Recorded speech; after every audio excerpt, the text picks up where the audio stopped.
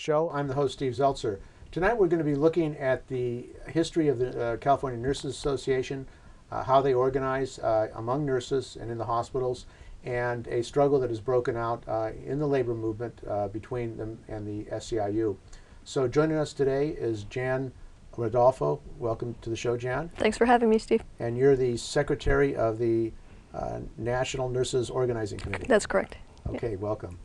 Now, the nurses, the CNA is a very important nurses organization and is now playing a leading role organizing nationally. Mm-hmm. Why don't you talk a bit about how the CNA came into being as a kind of proactive union organizing campaign as far as nurses? Okay. Well, the California Nurses Association started out just as a professional organization way back in the 1900s and developed into an organization that had sort of a professional side and that was dominated by managers and nurse educators and administrators on the one hand, and then into the 40s had a second wing that was about collective bargaining and was about nurses actually at the bedside. And for almost 50 years there was sort of a back and forth tug-of-war between those two sides of the organization, and it came to a head around restructuring in healthcare with Kaiser Permanente and HMOs really beginning to dominate in the 90s, and ultimately we had what we like to call the staff nurse revolution, where bedside nurses actually took over the board of directors. And then eventually we broke with our national body, which was the American Nurses Association, and we're able to focus a lot more on actual conditions at the bedside and advocating for nurses and patients. So I mean, the Kaiser Permanente is really interesting because we had an 18-month struggle of one-day strikes, I think a total of 6 or 7 of them.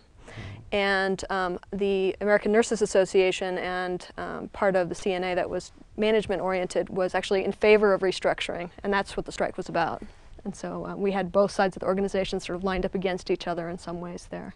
Now, HMOs, when they first came into being in a big way, were presented as something that was going to be positive, and it was going to help people, and right. It was going to do good things for the people. Right, it was going to bring costs down. It was right. going to bring costs down. And, right. and what happened? What was the effect in the hospitals for nurses and healthcare workers? The approach of the HMOs was actually to, there was a mass wave of layoffs of nurses that happened across the country, registered nurses in particular, and there was a move towards sort of taking registered nurse work and splitting it up into tasks and then divvying it up to new classifications of workers. And so you might have been a housekeeper and focused on that, and suddenly they want you to do that and do some aspect of patient care. You mean multitasking? Right, exactly. Okay. And really a speed up in a sense. So registered nurses each had more patients. There were less RNs there. And then other workers who hadn't been given adequate training were being asked to, to step in and do registered nurse work, and it wasn't good for anybody involved. So this struggle that you had at Kaiser was against that kind of process that was going on? Exactly, right. And what happened? What was the result of that? They actually came at us with really serious concessions. As you can imagine, anytime there's layoffs going on, obviously they say, if you don't want this job, somebody is pounding on our door to take the job from you, and so you don't have bargaining leverage. But with the strikes, and we did a good job, I think, of mobilizing the community behind nurses, we were successful and actually got all of the concessions out of the contract and actually made some improvements instead, and really had the first successful strike against Kaiser Permanente. And they've behaved, they're sort of the best behaving hospital chain out of all of them in California anyway as a result of that struggle. And at the same time in California, there was some struggle that the CNA had with the SEIU 250 at that time. Mm-hmm. What was going on as far as that? Southern California was primarily unorganized in terms of registered nurses, but there was a great deal of interest there. And so both CNA and SEIU were looking to nurses in Southern California. And the other kind of backdrop that was driving the conflict is that California Nurses Association had been fighting for nurse-to-patient ratios. So basically the maximum number of patients that any nurse would have to take care of at one time. And SEIU was in a partnership with Kaiser Permanente, and so was actually testifying against nurse-to-patient ratios on Kaiser's behalf alongside. And what were they arguing, the SEIU, at that time? When they were siding with Kaiser, that they couldn't do it, or what they were arguing feasibility issues. They were arguing that somehow if you put a set number of of patients, it was unprofessional. Whereas, I mean, the way that ratios work is it's actually kind of the floor. And so the hospitals are required to staff up if there's additional need in terms of patient acuity or crisis. And so it's got a minimum safety standard, but it also has flexibility. So I don't think that argument was valid. But it was really fascinating to watch them sit beside the Hospital Association and sit beside Kaiser Permanente and actually argue against what RNs across the state were really crying for. And I mean, this ideology, I mean, what was it that put them in a position where they were sitting with management against the nurses? One of the tenets that happens with the partnership deals that SEIU is the labor management partnerships is I think how they define them, is because they're not actually negotiated from a position of strength, but rather you're actually going to the employer and saying, what would I have to agree to, what would we have to put into this contract to have it be worth the employer's while to have the union be there and be in this partnership. And so, is that called interest bargaining too? Right, exactly. And so, you're basically buying the partnership agreement from the employer by promising not to do things or promising to do things on behalf of the employer. One of those things is to actually lobby on behalf of what the employer cares about. And so that might look like, in the nursing home industry, actually lobbying to defeat a consumer protection measure that would protect patients.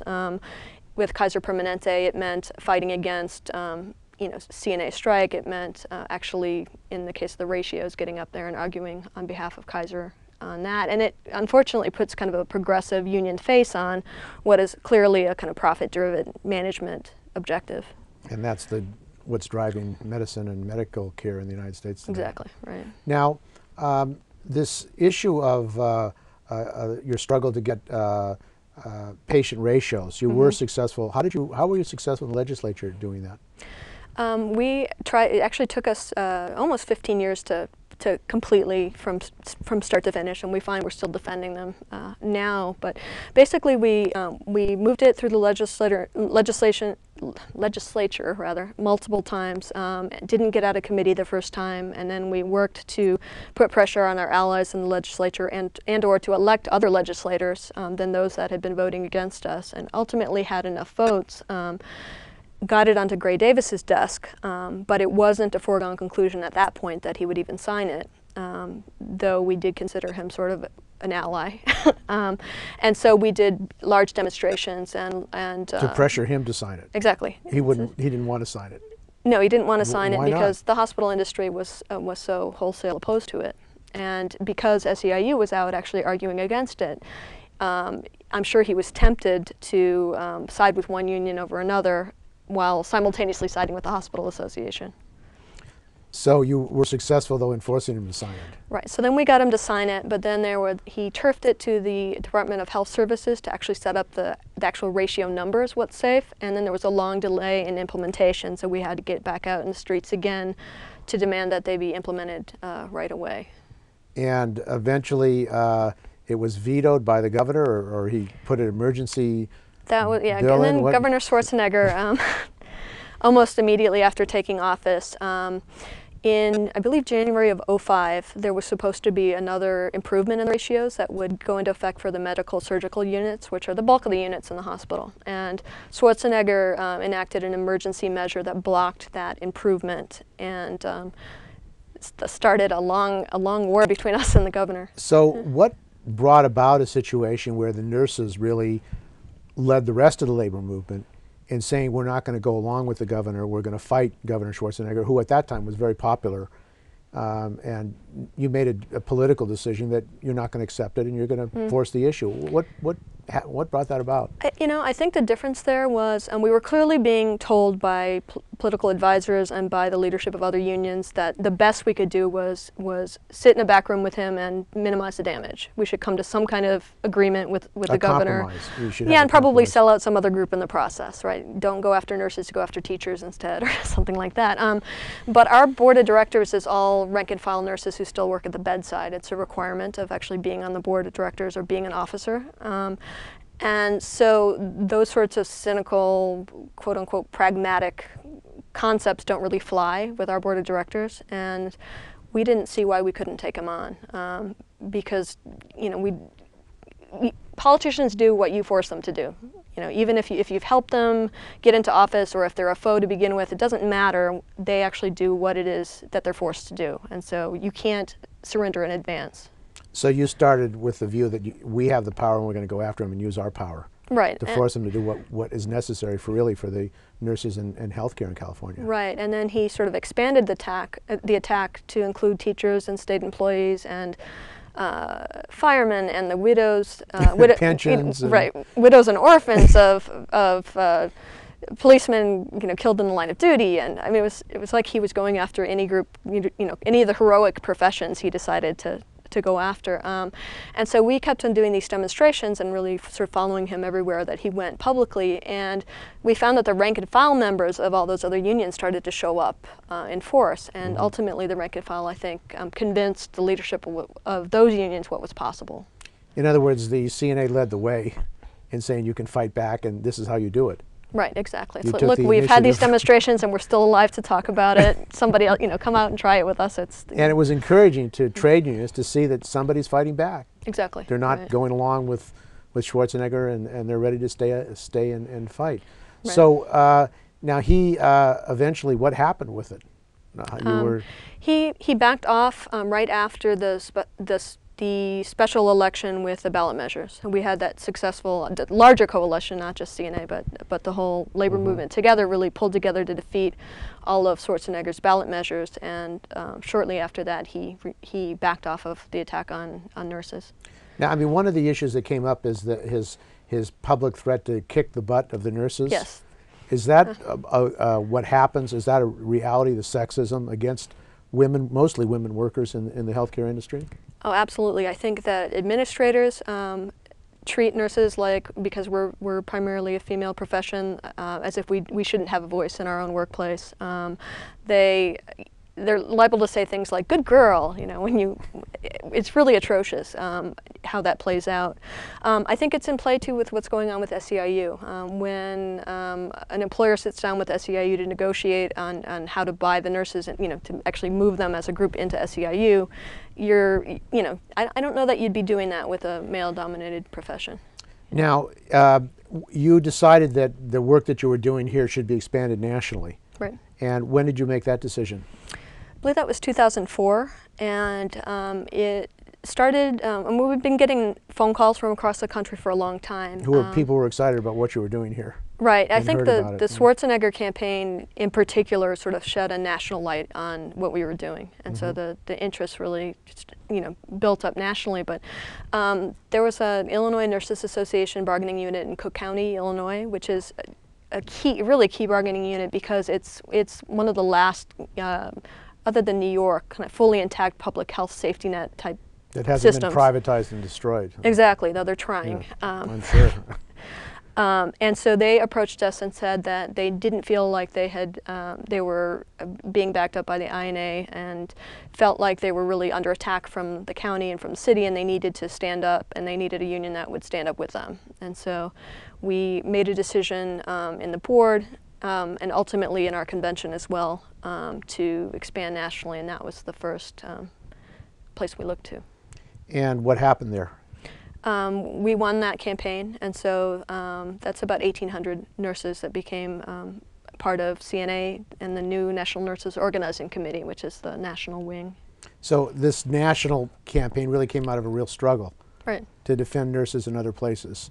Exactly. And I mean, part of the situation of the unions in this country is that associations, or like what was the Nurses Association, try to avoid raiding by joining the AFL-CIO. Right. Has that been a problem, or how does that happen? Well, we were not part of the AFL-CIO until very recently, and we're fortunately able to join the AFL-CIO from a position of strength, coming out of the Schwarzenegger fight, and so we were able to negotiate and make sure that we were taken seriously, and we weren't going to the AFL-CIO as a defensive strategy, but instead because we felt like we wanted to be part of the broader national labor movement, and we thought that we had something to add to the debate and a model of organizing and how to do some political work. And so Whereas prior to joining the AFL-CIO, there were no limitations at all, in theory, on our ability to raid other unions. Joining the AFL-CIO means that obviously we adhere to the ban on raiding and jurisdictional They have a Chapter 20 issues. or something Right. that rules. Now, one of the issues that you fought for in California and you're fighting for nationally is single-payer healthcare. What does that mean, and why are the nurses taking the lead in fighting for that? Okay. What it means is basically bringing the U.S. To where the whole rest of the industrialized world is, and that is having some kind of universal national health care. Single-payer system in particular means you maintain a mix of public providers in terms of doctors and hospitals and private providers, so you're able to choose where to go. But like Medicare, there's only one source of payment back to those providers. So it simplifies everything, and there's a universal set of benefits that everybody benefits from. And ultimately, we think it means that you, when you take the insurance companies out of the mix and out of the equation, that you stop seeing the denial of care that happens. You stop seeing people choosing between paying for their medications or paying their rent. You get around all of that, and you also ultimately are able to contain costs by putting more money into prevention before people get very sick and show up in the ER. With something that costs a lot more. And also you're able to use bulk purchasing with the drug companies. And so in other words, if they had single payer in California, the state of California would be able to negotiate as a whole group with the drug companies and with healthcare providers. Right, exactly. And the way that the pharmaceutical industry views that possibility is really clear with what happened with Medicare Part D nationally, and that is when the Bush administration pushed Medicare Part D through for prescription coverage for seniors. They put a provision in that actually forbade the federal government from negotiating bulk prices with the pharmaceutical industry to preserve their profits. In the Veterans Administration. Right, exactly. Where they can negotiate as a body for all veterans so they get the best price. Exactly. Well, that would hurt a lot of drug companies, though. Yeah. It's one of the things they like to talk about. It's, oh, it would reduce the incentive to do research. And the reality is that something like 90% of drug company research is actually government funded in the first place. The difference is that the patents actually go to the pharmaceutical industry after the fact, despite the fact that it's public funds on the front end. So they get it on both sides. Right. They get their research done for, and then they are able to make money off the sale of the drugs. Exactly. So you began this, you joined the AFL-CIO, and then you began, alongside with that, you began organizing nationally. Right. And we have a tape of what happened in Detroit. Why don't you talk about what has been happening prior to Detroit? Okay. In what's going on with the SEIU? Sure. Probably the main controversy that happened in the months leading up to the Labor Notes Conference in Detroit was an issue that happened in Ohio. And that was that there was a campaign of hospital workers. I'm not even sure I should call it a campaign. Let's say there's a group of hospital workers, and SEIU agreed to a partnership agreement with Catholic Healthcare Partners, which was the hospital chain. It was a wholly non-union chain. And they set about a combination of having kind of a corporate campaign where they embarrassed that employer publicly on the one hand, but at the same time sitting down and saying, we're hurting you here, but we really could make your life much easier if you signed a partnership agreement with us where we were using our force to help you rather than against you. And what they agreed to was kind of a new type of partnership agreement, even more egregious than some of the ones of the past, in that they actually convinced that employer to file the election petition. It's called an RM petition, and it's legal under National Labor Relations Board.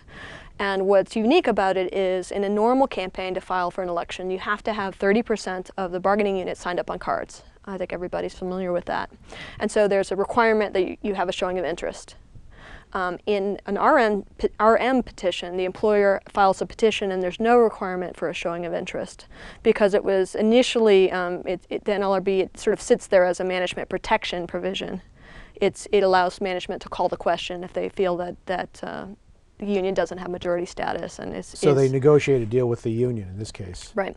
So what would you have to say to a non-union hospital chain? Mind you, they usually spend millions per hospital to actually keep unions out. So what would you have to say to them in a back room to convince them that it's in their interest to choose you as the union and to escort you in? So much so that they actually filed a petition themselves.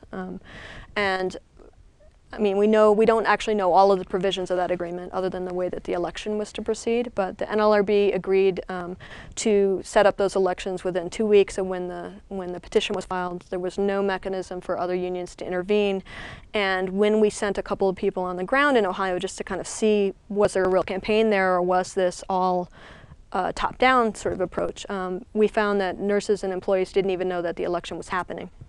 And there's actually a nice quote in labor notes from one of the SEIU leaders who admits that she didn't know that the election was happening as well. Okay, well, why don't we go to this videotape that we have, and then maybe you can respond to that. And this is a conference that takes place in Detroit once every 2 years called Labor Notes, of labor activists, union leaders, and others to talk about issues in the labor movement. And during this conference, the SEIU sent people in, and we can talk about that after, and kind of participating in the workshops, disrupted some of them, and then organized to bring buses to the conference for the banquet. So why don't we go to that videotape? Great.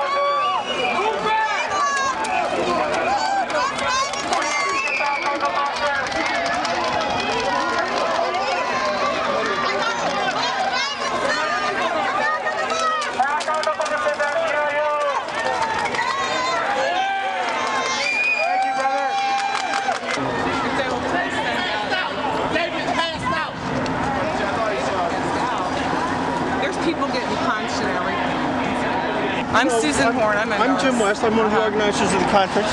We let you guys come in, you know, gladly to debate the issues. You know, I understand there's a dispute between SEIU and CNA, and it should be debated. It should be fought out.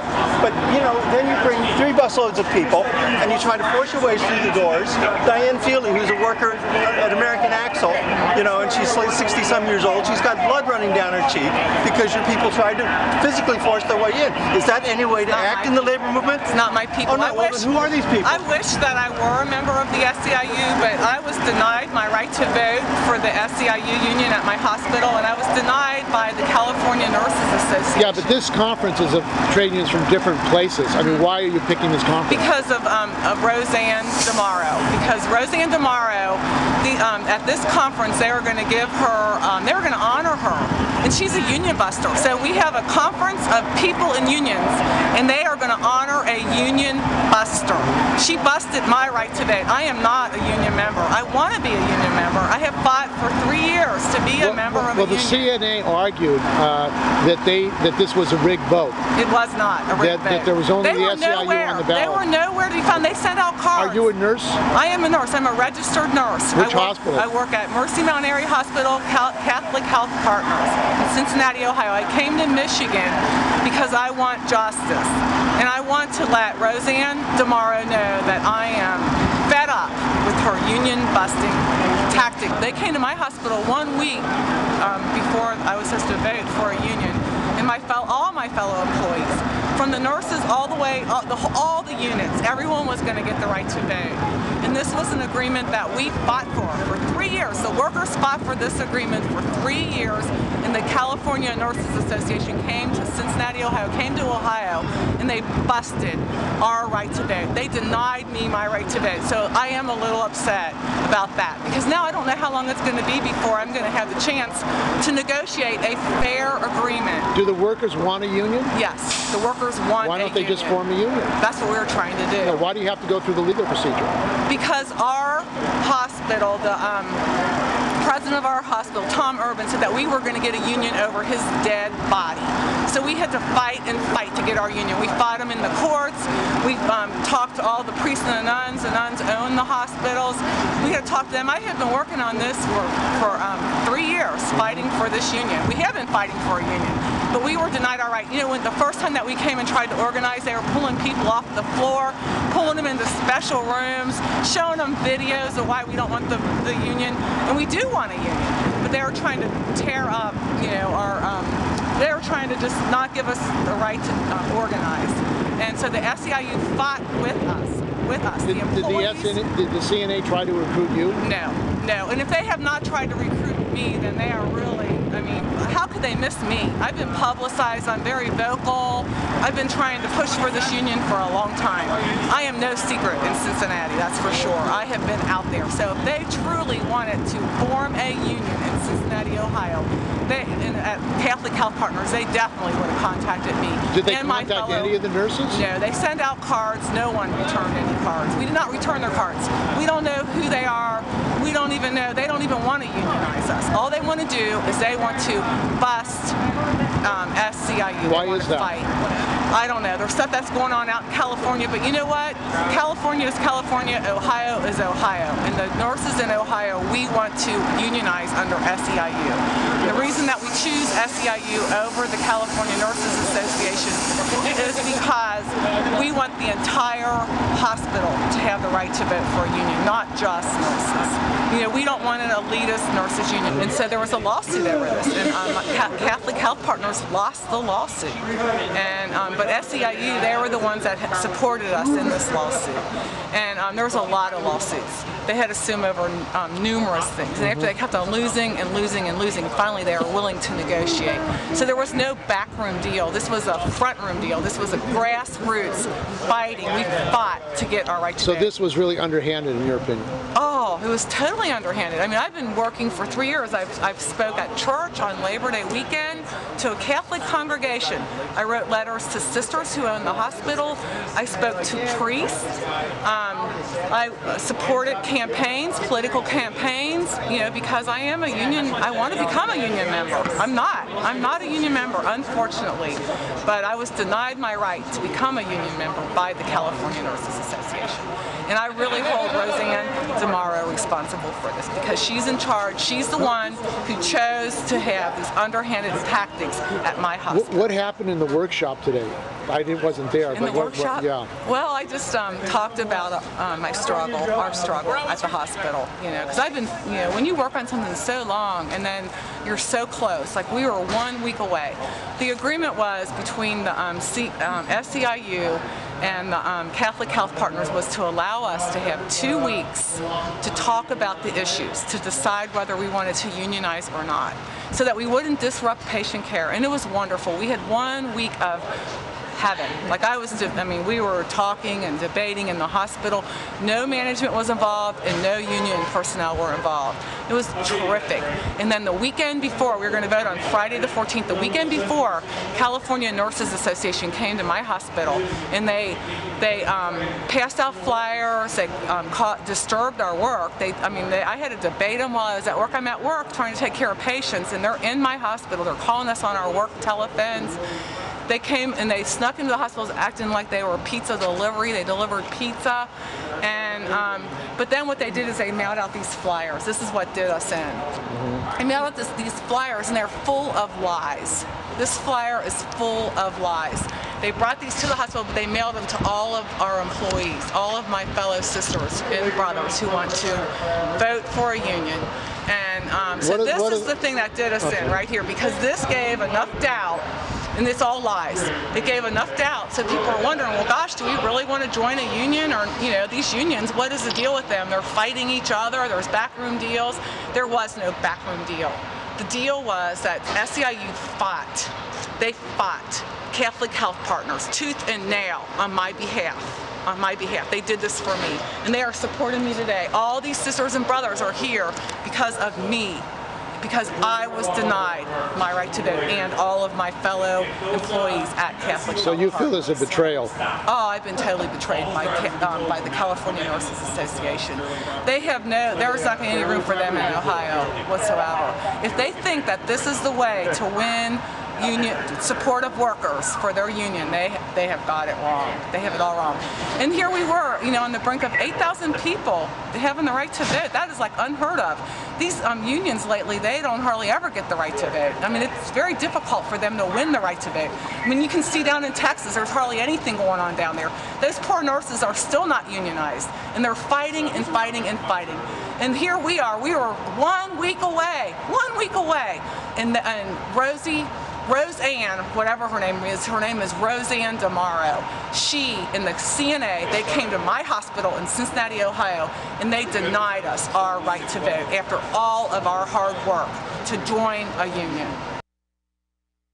Welcome back to Labor on the Job, and that was obviously Susan Horne, who was a nurse in Cincinnati, and actually you were in Detroit at the Labor Notes conference, and why don't you talk about what happened at these workshops and what was going on there? Yeah, the morning started with a workshop where there was a National Nurses Organizing Committee speaker, which was, I think, labor and politics, and we were talking about the Arnold Schwarzenegger fight, and we were talking about the fight for single payer. And before Jerry Jenkins, who is one of our presidents, who was speaking, before she could even really get into the content of her talk, the woman who just spoke, as well as some other SEIU staffers, actually stood up and yelled at her and chanted that she was a union buster, and union busting is disgusting and very disruptive. The facilitator actually just wrote a piece that came out today on the blogs about how hard it was for her to keep control of the room in that circumstance. But and that they had sympathy with some people of their right, arguments, exactly. but their tactics kind of...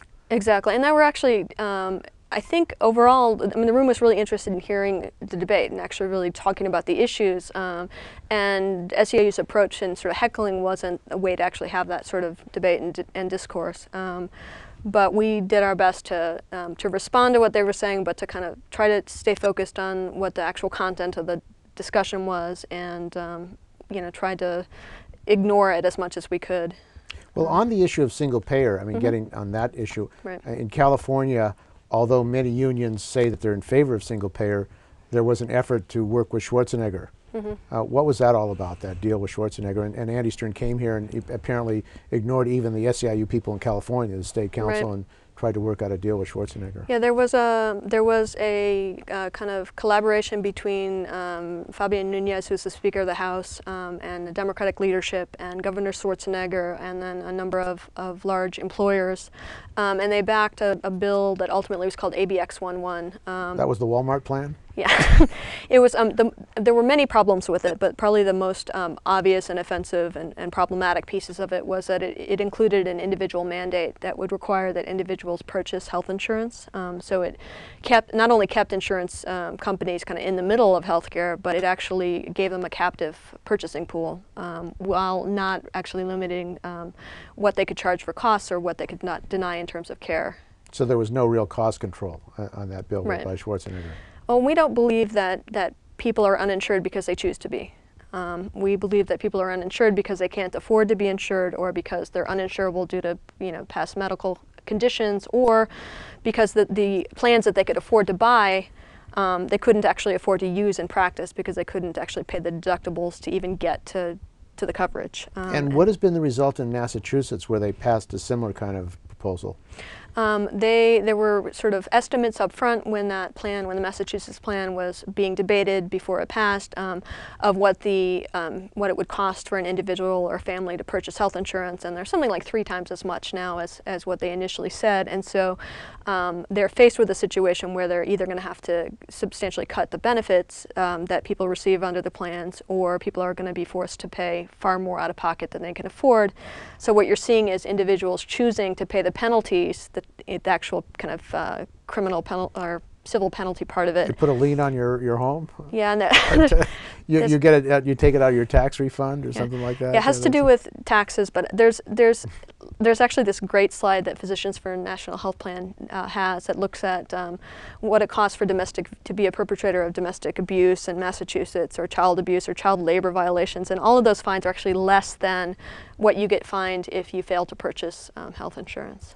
Well, this whole ideology of let the market decide, or the insurance companies, or deregulate Cal OSHA, deregulate workers' compensation. What is the net result of that for the working people and the public? I mean, we see more and more uninsured in this country, and anyone who is insured isn't actually protected from a potential catastrophe or medical bankruptcy, because when you actually get sick and need to use your insurance, the insurance industry is focused on finding a reason to renege on your plan or actually rescind it after the fact, or to find a loophole not to pay you. Or just they hope you'll give up and won't follow the bureaucratic process necessary to get something approved.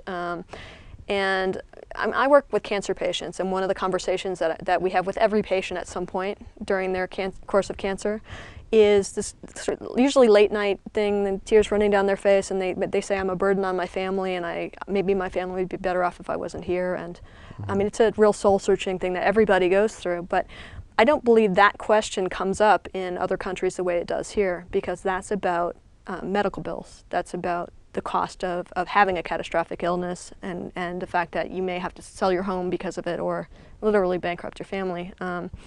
So that's an American phenomenon. The Andy Stern vision, if you want, of the need for unions to work with management and work out a solution together. Right. And that entails, like in the case of, say, Ohio, working with management to have an arrangement whereby there's no card check. And basically, what is the net result of that process?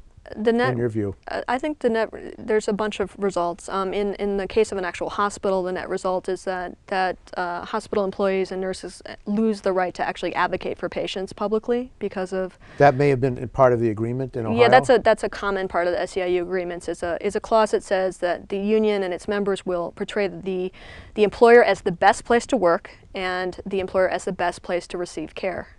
So you can't go to regulatory bodies when there's unsafe conditions. You can't do a letter to the editor. Isn't that illegal? No. It's you could not actually a contractual relationship in your union contract saying that you can't go to other bodies to complain about the conditions? Right. So as an individual, you could still, obviously they can't prevent you from going and whistleblowing or whatever you need to do, but when management decides to come down on you for discipline because of that, your whistleblowing, is your union going to actually stand behind you and actually fight alongside you? Because you've broken the agreement that they have with exactly. the hospital, and that's... You're a troublemaker from their perspective. Right. So they side with hospital management against the person who blows the whistle. Exactly, right. And did that happen in California with this home care situation? It happens around Kaiser Permanente, and I believe it happens around the nursing homes as well. But any kind of gag clause on a contract like that is just completely unacceptable, because we're the last line of defense between patients and the medical industry. And So you would want to protect those healthcare workers who want to go public and fight for your... Right, or even advocate in the moment. So you're being discharged from the hospital, and your nurse doesn't feel like you're ready, and you don't know where you're going to go, and you're still in pain or whatever. The dumping of patients, is that? Sure, you need a nurse who can actually stand up to the doctor or the insurance company or the hospital, whoever it is who's pushing you out the door, without worrying about retribution. And so one of the beautiful things about being in a union is you can advocate without worrying about retribution. But in this scenario where you have a partnership agreement with a gag clause, it's the opposite. You actually have to contend with your union and your employer when you stand up and advocate. Well, do you think, this Susan Horne is not here, we don't have her on the phone or anything, but right. Do you think she's aware of really what's behind this arrangement with the hospital, or she buys that idea that that's the only way you're going to get a union? I think she seems to buy that that's the only way that you're going to get a union, but it's interesting because the claim is that there's been a campaign there for 3 years, and there has been, I think, SEIU presence in Ohio in terms of corporate campaign for 3 years. But one of the phrases she said that stood out to me was when she said, SEIU fought on my behalf. And that really says it. she believes, and I think SEIU believe, that they can do a corporate campaign, get this partnership and agreement as a substitution for actually building a union in the workplace, actually building the network of employees, teaching people how to stand up together collectively. And I don't think that you can actually skip that step. And ultimately, if you try to skip that step, you don't end up with a union, you know, when all is said and done. And what do you end up with? I think you end up with a company union. I mean, you actually end up with potentially kind of another enforcement tool that the employer has to actually silence workers, and that can't be good for employees or for patients. Well, when I was in Detroit and we shot that video and I did the interview, I did meet a gentleman who was a home care worker, and he was taking care of his mother, and it turned out that he discovered he was in the SEIU when he got his check and he noticed there was a deduction of $14 for the dues. He called around to friends, where's this $14 deduction? What is that going to? And was found out that, you know, now he was a member of the SEIU. Is this what we're talking about as far as a union? Right. So what does it mean to be a member of a union if it doesn't mean anything concretely about your actual having a say in your work conditions? I mean, that's why people hunger for a union. It's why people come together. And the other piece of it that kind of fits in is that they're doing the call center model also in Southern California and other states, where instead of having staff members who come to the hospital to help sort of facilitate, like business agents or labor reps or whatever you want to call them, who help sort of get people organized, instead they're giving you an 800 number and saying, you know, call the call center to get your questions I heard answered. they're outsourcing that too. Right, probably so. And are the phone operators unionized? You got to wonder, right? I mean, that's that's just plays into the hands of employers, and ultimately it will leave a bad taste in the mouth of any employee who really believes that a union might be the solution. So it'll create anti-unionism? I think so. I mean, you're in that kind of union and it doesn't actually help you, and you're paying dues and you don't see anything as a result and you don't feel empowered. What are you going to say to your neighbors about what it means to be in a union and whether a union's the solution? But it seems like that kind of management labor partnerships, that ideology is the norm for unions in the United States, that our interests are with the employers and we have to work out. In fact, when I was in Detroit, there was the UAW American Axle strike, and the leadership of the UAW was saying we have to negotiate wage cuts and we have to make it more profitable for the company, even though the company is profitable.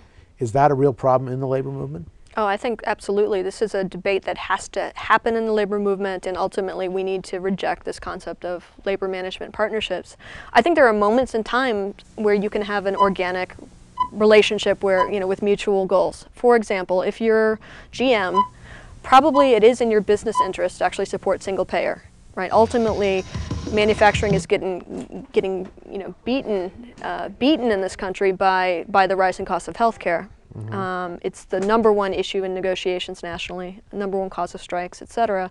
So you could have a coalition with large manufacturers to actually fight for single payer, but you can't have a coalition with them to fight for something that reinforces insurance company profits, right? You have to. But that is a question, because I mean, these companies are saying that they're uncompetitive with other countries that have national health care. Right.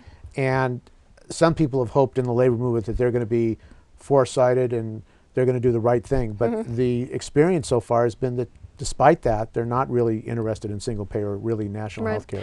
Well, there's this talk about let's get the players together at one table and then we'll figure out what we can agree on and we'll fight for it. The problem is when you take that approach and you sit the hospital industry and the insurance industry and pharma down together with healthcare providers and Democrats and Republicans, you know, you've got players on both sides in one place, and the compromise position there is a position that doesn't actually get you to universal health care. And so what you need to do is fight for universal health care and single payer and hope that you can win the argument over time with industry that they should get on board with that effort. But you can't lose sight of what the goal is, and that is actually getting insurance out of the picture and actually having single payer. So removing the insurance industry from healthcare, from being in control of the healthcare system. They serve no productive purpose. Is that Sicko, the film? Yes, I have my Sicko you have shirt your Sicko on. shirt on. Yeah. Now, I mean, at this conference, I mean, were you surprised? I know that they had said that they might be there and they were kind of disrupting the workshops. Were you surprised that they mobilized that many people to try to get into the banquet hall? We didn't know what to expect. We had security there with us just in case, and we knew that they had 140 rooms at the Marriott, which was a hotel nearby, and we knew that there weren't that many of them participating in the workshop. So we thought there was some kind of large action coming. What was completely unforeseen, I think, is the violence that happened. I mean, that it wasn't a picket outside the the hotel. An information picket or something. Right, like or something like that, which has happened at labor notes before, and which I think nobody would object to. But it was the getting having the inside SEIU members open the door and getting into the hotel, and the kind of punching and scuffling and injuries and stuff that happened. Were unforeseen. I do have to say, though, before I even got back from labor notes back home, I was in the Salt Lake City airport and got a call from my partner in California saying that there were SEIU people standing on my porch and screaming at her and chanting and filming her with a video camera. And so I'm finding that I'm no longer surprised by the tactics, but that doesn't mean that they're not repugnant, not something that need to stop. So I understand that Andy Stern, number one, has said that all the SEIU unions should pull out of the labor councils because of the raiding of the CNA, and also that they've shut down their organizing operation nationally, and they've sent hundreds of union staffers to California to go to your home and other people's homes right. to kind of confront you and harass you, and your union filed a lawsuit. What is that about?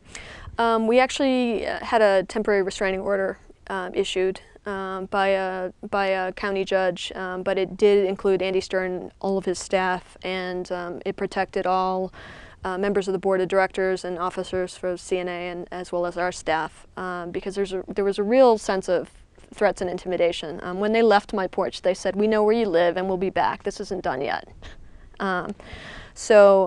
So they're trying to intimidate you. Right, they don't know us if they think that this is going to work. I think what it's done is really galvanize our membership and galvanize our board, and more than ever, we don't think that SEIU is the union that registered nurses should be gravitating towards. And this, of course, incident, I mean, one member of the SEIU, David Smith, who's a home care worker, died, had a heart attack, apparently was up front trying to push down the door or push open the door, and they told they had kids there, children that they brought there, and apparently they didn't let them know that there may be a confrontation, and if they have health problems, certainly it's not a good place to be if you're going to be in that confrontational situation. Do you think that was irresponsible? Absolutely.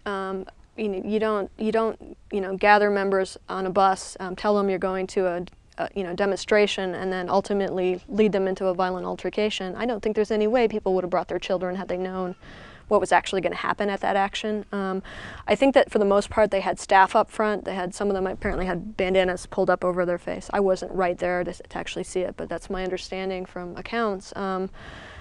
You don't pull up a bandana over your face unless you're planning to do something that you don't want to be identified for. And so I think they knew very well that they were going to actually push through.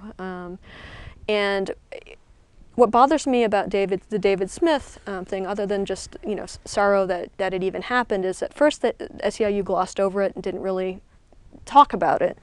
And now after the fact, I think that they're actually sort of opportunists, and they're using him, and actually, in fact, even claiming that CNA-NNOC caused his death somehow. You had goons, or your own goons, to attack him? Is that correct?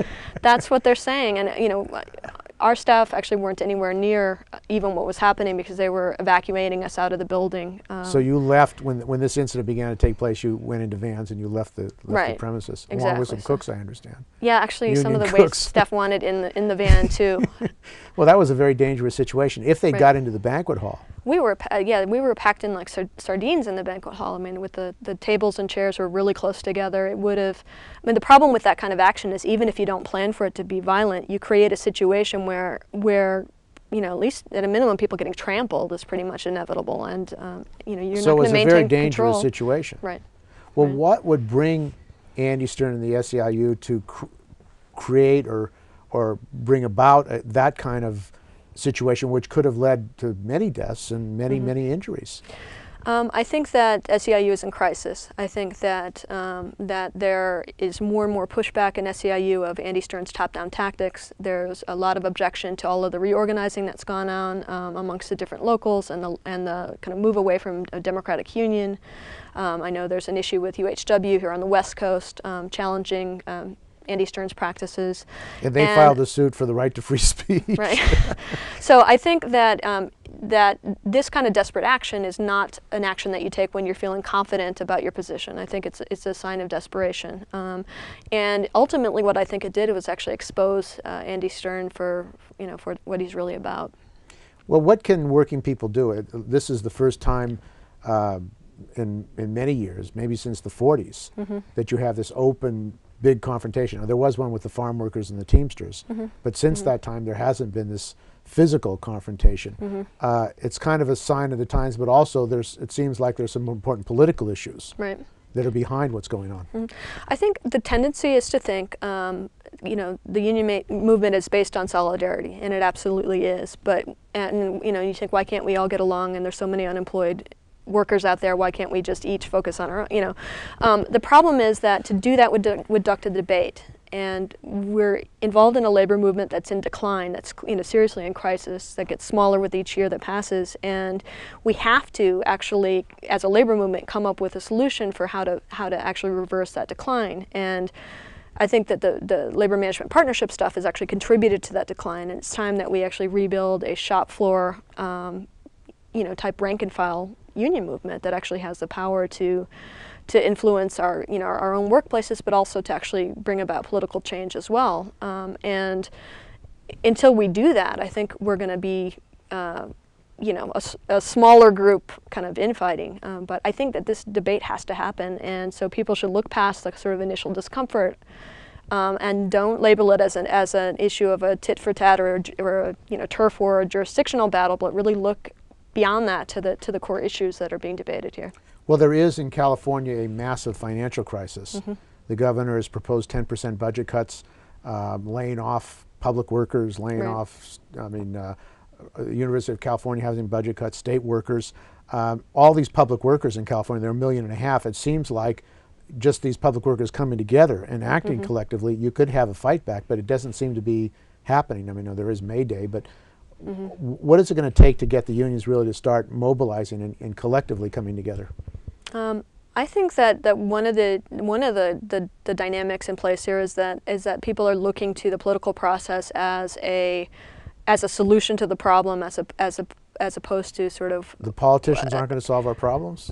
I don't believe the politicians are going to solve our problems. I think on single payer, for example, the best we're going to get is a president that sort of gets out of the way, hopefully, and actually signs something that lands on their desk. But there's that Conyers bill, HR 676. 676, which would do a single payer nationally. Right, sort of Medicare for all type of setup. So I think that we need to remember that whoever gets elected, that we need to hold them accountable. That we need to, affirmative action happened under Nixon. It's not about who's in office. It's about what forces are at work on them. And we know that the corporations have a loud voice in the Capitol, and we need to make sure that our numbers and our unity actually helps to counter that monetary voice that's there. There seems to be, a system problem. It's not just the individual, it's not just a party, but there's a systemic problem where your jobs can be outsourced. Right. All jobs can be outsourced with the internet and everything else. What kind of change is going to be required? I know that the CNA was supportive of the Labor Party, but what kind of political change or economic change is necessary to defend working people, because there's a real decline in their living conditions and standards and their future, if they have a future? Well, and one of the battles that we've really gotten behind is the fight for clean money. It's actually making elections publicly funded rather than private donations. We had an unsuccessful ballot measure to that effect, but I think that's a large step in the right direction if we can make that happen.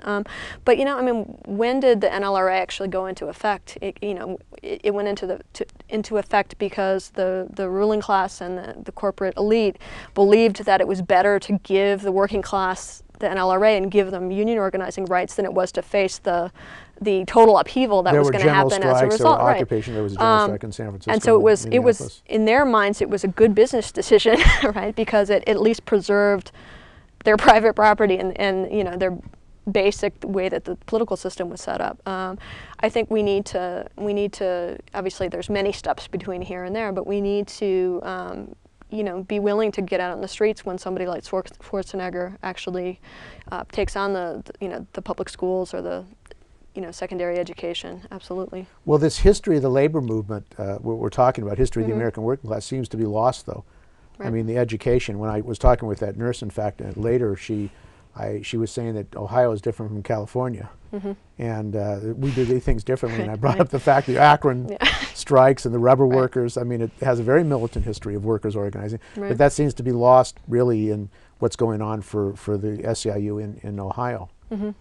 We all have to take it upon ourselves to sort of dive back into labor history, and that doesn't mean necessarily just curling up with a book. It means going to lectures, pushing our unions to actually hold labor history lectures and integrate that into the day-to-day practice. I think many unions don't believe that there's an interest in labor history, and so it's not part of the normal routine, but we need to make sure that it is, because we can't afford to make the same mistakes over and over again, and we have such a rich history of successes that we can draw on, and we need that more than ever. And your union, I understand, has done some serious intensive education around healthcare, the healthcare system, how it's structured, how it's organized. Has that been useful in educating your members?